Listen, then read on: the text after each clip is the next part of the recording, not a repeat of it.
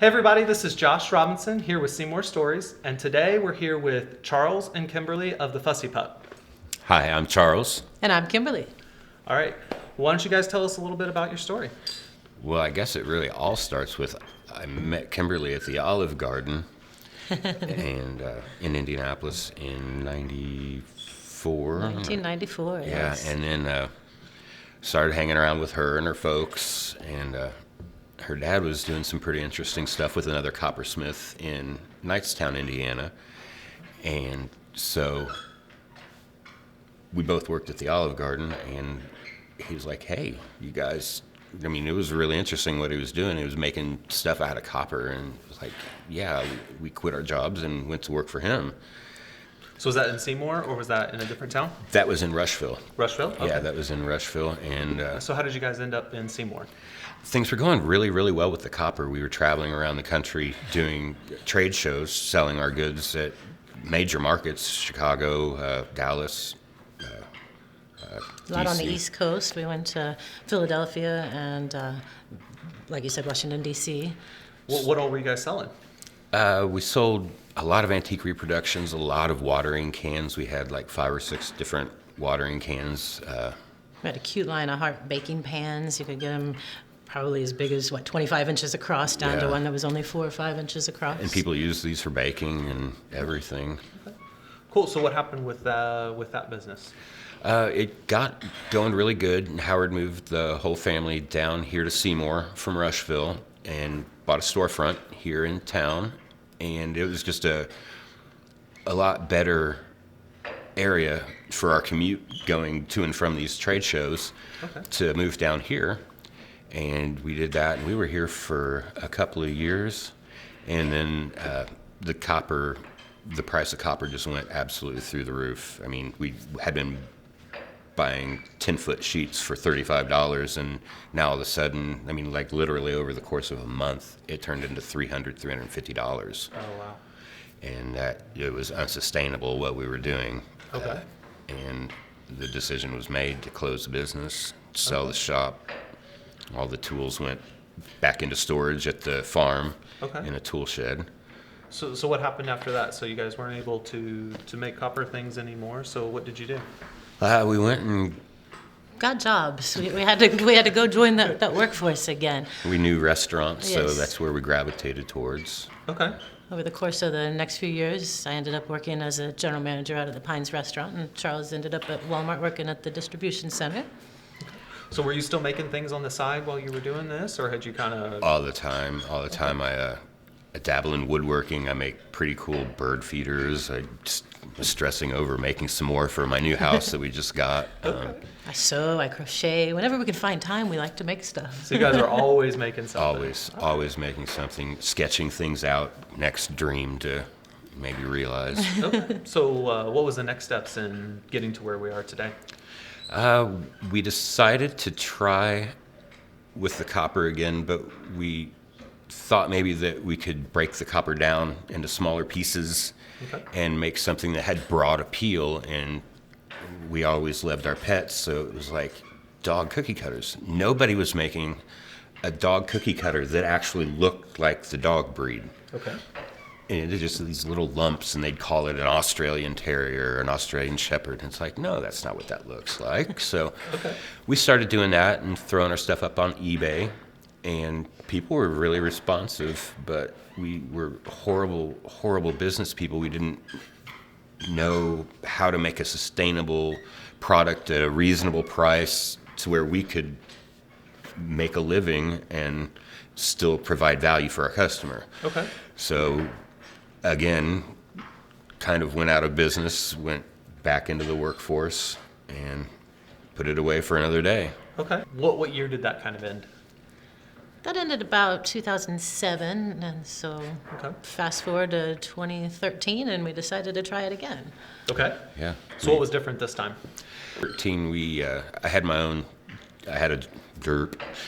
I was working at the Walmart distribution center full time, so I could really focus on the business and not worry about failure because I was making good money. So we took all of our practices back to the drawing board. We restructured our pricing. Okay. We restructured the way that we put our product out there. Okay.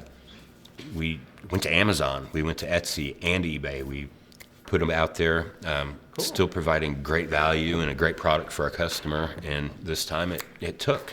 So it sounds like you guys were doing business then on a global scale with those companies. Can you tell us some of the experiences through that? Yeah, we've shipped to South Africa, which is pretty cool. We've all over Europe, Japan. We have a lot of people in Japan and Australia that we ship to. Sometimes it's just interesting. You get up, you print out your orders for the day, and you look and you're like, Malaysia. It's kind of like, I feel like we need to have a world globe or a map. We can just push pins in where the different people are. Did you guys ever think that these cookie cutters that you're making in downtown Seymour was going to end up in places and kitchens all over the whole world? No, and it blows me away that the people invite us into their home to be part of their traditions all over the world, no matter, red, white, black, yellow, everybody comes together.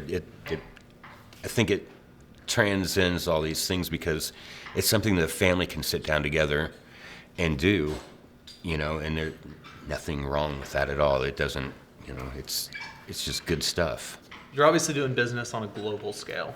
Now, what about the business here locally? Do you guys have a storefront where people here in Seymour and surrounding areas can come in and shop through as well? Absolutely. That was one of the big things about moving the business from our basement to a storefront downtown was that we'd have access to our customers and we'd be able to make personal contact with them and build relationships with these people who are allowing us into their home, buying our products and making us part of their traditions and being able to make contact with people, different groups come in and watch us do things. It's very humbling, very humbling. That's cool. So again, connecting here locally and all over the world, have you been able to meet some cool people and make some cool relationships? Absolutely. Here in town, Raquel's Bakery, which is right south on Chestnut Street, she comes and she buys a lot of cookie cutters from us. Okay. And we donate a lot of cookie cutters to her, and we go every time we look onto her Facebook, boom, there's one of our cookie cutter shapes in her storefront thing. That's one of the good local ones that I like. And then we have a guy named Gunn, and he's in A fellow from Germany? Germany. Mm-hmm. And he's been buying our cookie cutters for a very long time, at least since 2007, since our first real inception as the Fussy Pup. He's been a customer with us, a rabbit. He's a dog guy, and he likes. We also have some ladies in Texas that they're making air fresheners with our cookie cutter shape. So they'll buy them sometimes dozens at a time to create their air fresheners, and they melt the beads and sell their product all over the world. So it can be used not just for cookies, but all kinds of crafts and different ideas. What other kinds of crafts are people using it for that you guys Clay. are familiar with? Yes, Clay. People with their clay, they make different sculptures. They'll make ornaments for Christmas time. Okay. Yeah, I mean, it's really cool that people are choosing our product to start their business and realize their own dreams. So, you guys, what's the story behind the name Fussy Pup? There's a big brainstorming session. Yeah.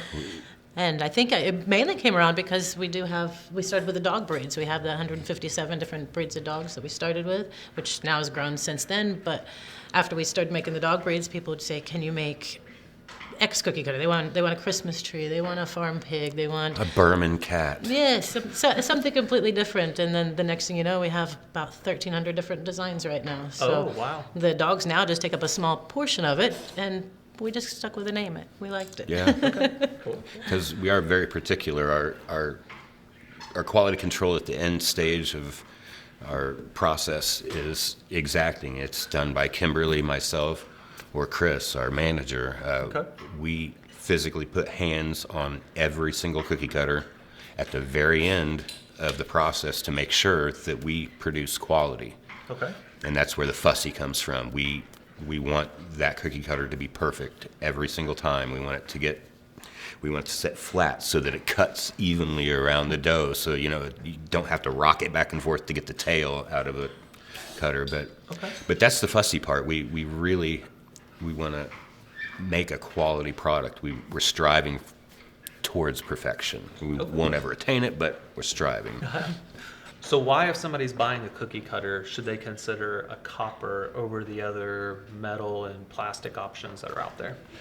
Copper is going to be durable for a very long time. The plastic, it can crack and discolor over time. The steel cookie cutters, the metal cookie cutters that aren't copper, if you don't dry them thoroughly, they're going to rust, they're going to pit. A lot of times the metal ones are riveted, and with use, those rivets kind of get worked until they get sloppy and you don't really have the shape anymore. But the copper that we buy is extraordinarily hard, and it'll maintain that shape for a very long time. Now, I've seen that most of the things in here seem to come from the United States. Can you tell us a little bit about where you source your materials and your parts, and kind of the importance of the Made in USA in your business? Absolutely. I'm very proud to be an American. I'm proud to have been born here. This land of opportunity, it's just the land of opportunity. I believe that when you do business within your own community, it strengthens your community. We're buying our boxes from a group here in town called the Royal Group, and we spend our money with them. They're doing their business locally. It's helping people in our community, and that's always been very important to me. When sourcing our copper, we have the hardest time because the company that we do business with, I have to speak with one of the purchasing managers because they can actually send me copper from Europe much cheaper than I buy the Revere copper from here. Okay. But the quality isn't the same. It's a softer copper. This copper has a hardness. I wish I knew the exact numbers or the technical term for it, but it retains its shape a lot better. And besides, it's Revere. I mean, Paul Revere. Yeah. And you guys get even simple supplies like solder. Yes, solder, we get that. It's a silver solder, which is food and water safe. We get that from a New Jersey company that's been doing it for a very, very long time. And you just call them up, like, need another 50 rolls of copper or solder, and they're Johnny on the spot. And they appreciate our business. That's good. So can you kind of walk us through the kind of start to finish process of how you guys create these cookie cutters? All right, so let's go back here and I'll show you how we do it. Okay, so we buy our copper in 3-foot by 10-foot sheets, and we have to cut it down to the appropriate size for each individual cookie cutter. So we mark it off.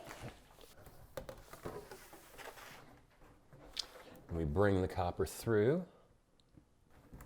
And one chop. And then we take our cookie copper down here.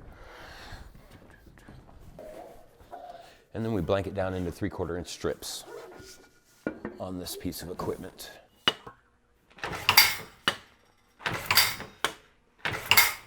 Okay, and we'll do that until the whole copper run's gone.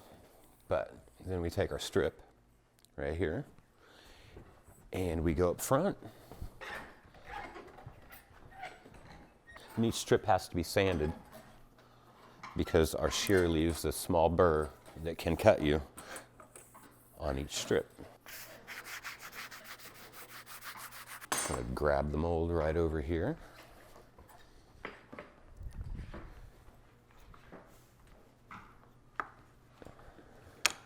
And so we leave notes for ourselves on each of the molds so that we can set up the cookie cutter in the correct fashion, in the correct way. And it's all hand bent.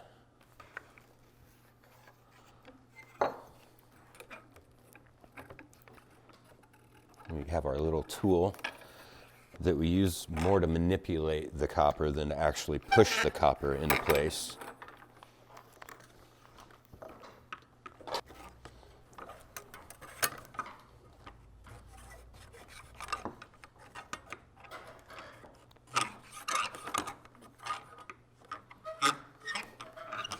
And the copper is really hard to bend sometimes.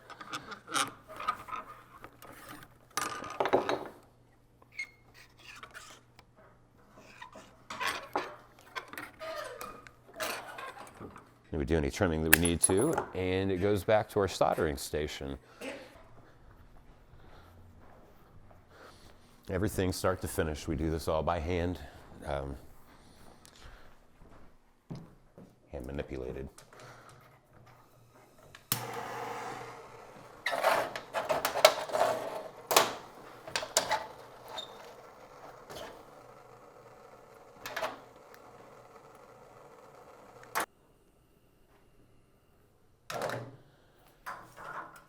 And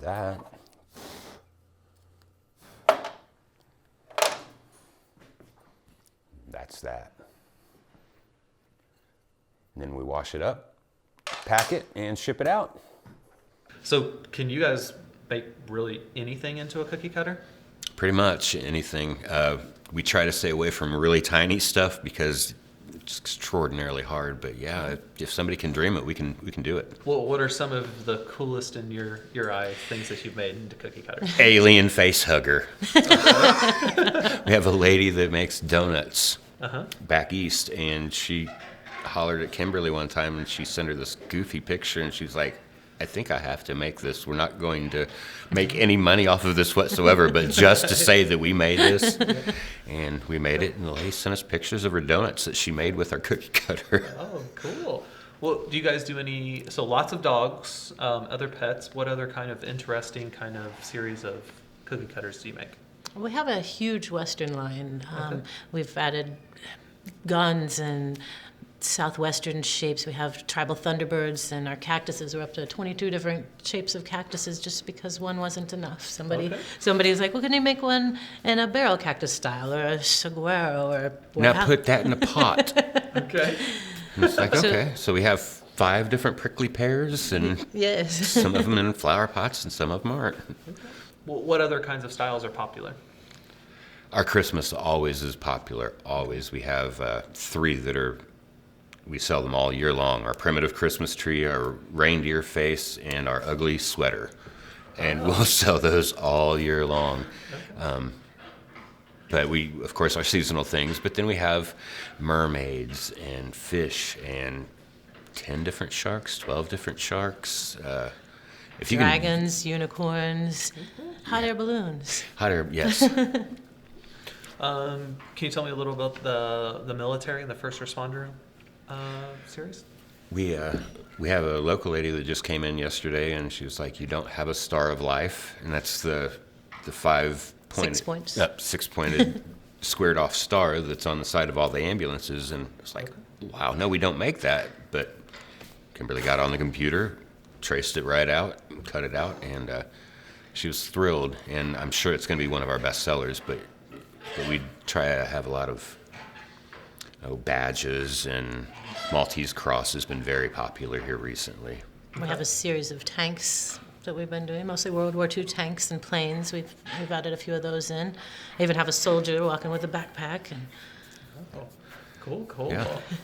So since 2013, you guys have grown a lot. What is the status of your business today?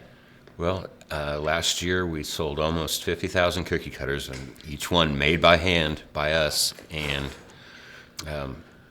we have 8 employees now in our downtown location here in Seymour, Indiana, and we're looking to expand even more than we have. Well, cool. So where can people here locally in Seymour come and find your shop? We are located at 204 West 2nd Street in the old Norm's Footwear Building. What's really interesting that I saw is when you guys come in here, you can see them making the cookie cutters, as well as seeing all the designs on the wall and things. So it's a pretty cool place to visit. And for those that aren't local here to, or even those who are local here to Seymour, what is the best way to contact you guys online or see the work that you're doing? The best way is to contact us through Facebook. You can send us pictures, questions, and see what we're doing. We try to stay really, really active on Facebook and Instagram. Both of them, facebook.com/thefussypup, Instagram.com/thefussypup. Okay. The Fussy Pup. On Instagram, we try to keep everyone up to date. We try to show great content. I do a lot of time lapse right above my forming station, and I'll do whole runs of cookie cutters so everybody can see what it looks like going through the process. All right, guys. Well, you should come on down and check out the Fussy Pup shop. The address is below, and they're open Wednesday through Saturday.